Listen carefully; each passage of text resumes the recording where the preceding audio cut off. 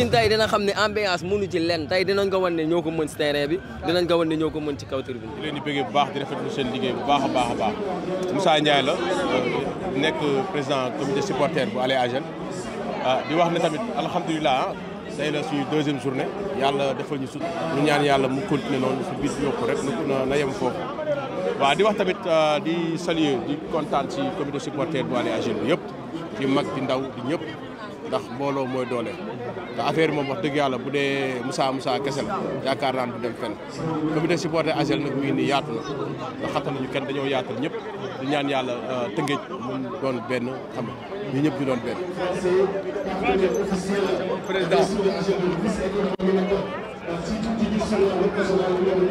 ay quelques définitions yu des waa droit au but rek loolu rek moo des te loolu bu ñu ko andee tey jii incha allah rek dañuy defar Pikine si kàddu yàlla. incha allah Agel kese.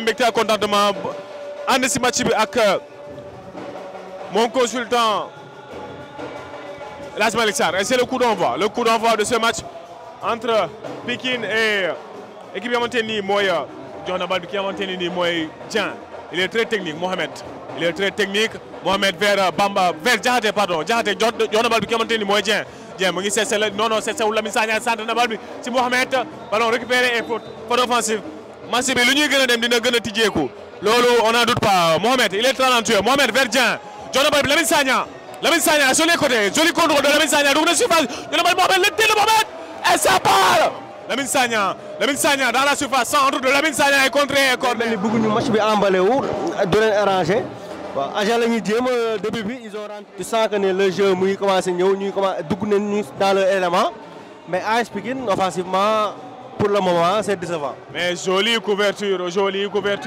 et bon jolie récupération de Ibra Lo mu ngi jéem a centré de Ibra Lo vers qui Lamine Sagna et c'est l'ouverture du score. Ouverture du score signé par le meilleur joueur de cette première mi-temps, Lamine Sagna excentré de cette équipe de Agel, plus en vue dans ce début de match qui ouvre logiquement le score. Agel mène 1-0 contre l'équipe de l'AS Pikine. Waaw logiquement ouverture du score bu Agel bi dans le joueur qui se montre le plus sur le terrain Lamine Sagna.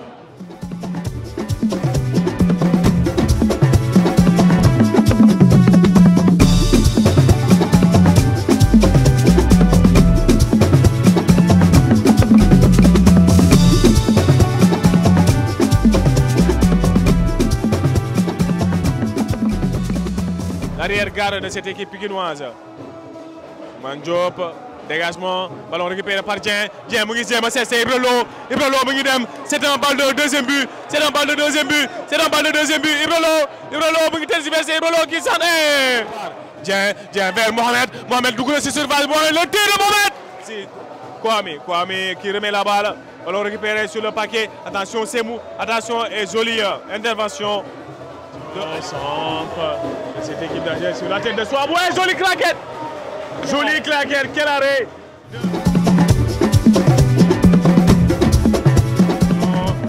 Centre sur la tête de qui. Cette fois-ci, c'est Alioune Seck. But à 0. But marqué par Lamine Sagna sur une action rondement menée par cette équipe de. Le match à deux, ce n'est pas évident parce que pression vers eux. D'après ce qu'on a vu en première période, l'équipe gère nos mots.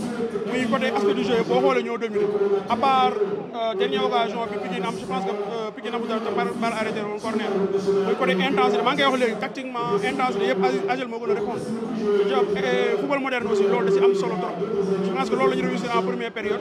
Maintenant, je pense que deuxième mi-temps, je n'ai pas parce que Piqué, c'est un entraîneur bu xoolee baax dina xam ne son système ne va pas système bi doxul 3-5-2 je pense ñu gis ni mën nañu sonal quoi maa ngi koy wax léegi dañ di diplômé parce que ku xam Agel xam na équipe boo xamante ne il joue mais en même temps dañ lay empêcher nga jouer maintenant boo leen joué ay piston dañ leen koy yombal pour man da leen koy yombal bu yombal bi mooy boo leen bàyyee ñoom leur milieu ils sont trop productifs ba pare dañuy daw maintenant boo leen bàyyee ñuy jouer muy capitaine Malick Ndiaye muy Ousmane Yéri ak sa boy bi Diop je pense dañ am volume quoi maintenant ñooñu noonu boo leen yombalee seen travail dañ lay lekk ils ont mangé le milieu de Pikine comme ni nga wax ñu ngi bu arrière te bu arrière Agel seen ligne d'attaque dafa gaaw loolu moo indi sonal.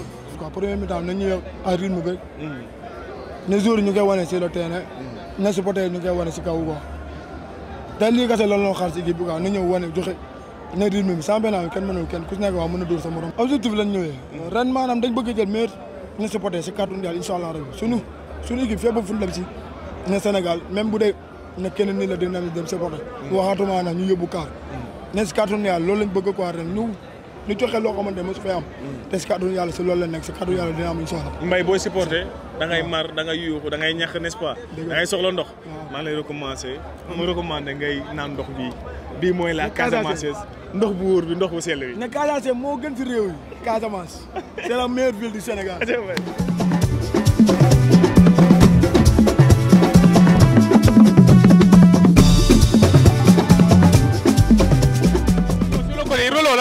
Rolo sur le côté Rolo mi ngi jéem a centré dafay centré sur la tête il ne trouve pas preneur. Attention à ce contre-attaque des Pikinois centre de qui est jolie couverture. L'arbitre ne siffle pas, l'arbitre ne siffle wul. Attention à ce contre-attaque. Ici Lamine Sagna il est technique Lamine Sagna qui se défait de son vis-à-vis delloo na ba nga xamante ni mooy Khadim Ibrahima Diop vers quel contrôle, il est technique, il est très fort. C'est un excellent joueur, ce Ousmane Diakhaté. Vraiment, je suis ébahi par son talent. Dégagement de Kiamanteni Moy Alioune Seck, trouvé dans Ibrahima, attention, Orzo, Amoul. Et si, touche, Ndaraw Sarr vers Mohamed. Mohamed également, il a été auteur d'un très bon match quand même. Mohamed Diop, il a fait un bon match. Et c'est la fin du match. C'est la fin du match fils et stade Ngalandou Diouf 1-0 en faveur de l'équipe bi xamante ni mooy équipe bu Agel devant équipe de l'AS Pikine. Championnat Sénégal nii la mel dafa physique ba pare après doog a technique ak tactique ak yooyu donc foog physiquement léegi booy xam ni genre match yi nii moom moo ñuy xaar ba saison bi jeex loolu kese la.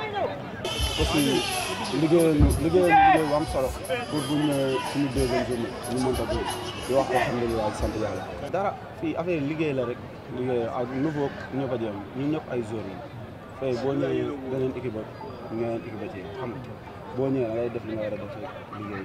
waaw on a pu travailler et leur parler travailler dans le sens collectif parce que c'est vraiment une nouvelle équipe.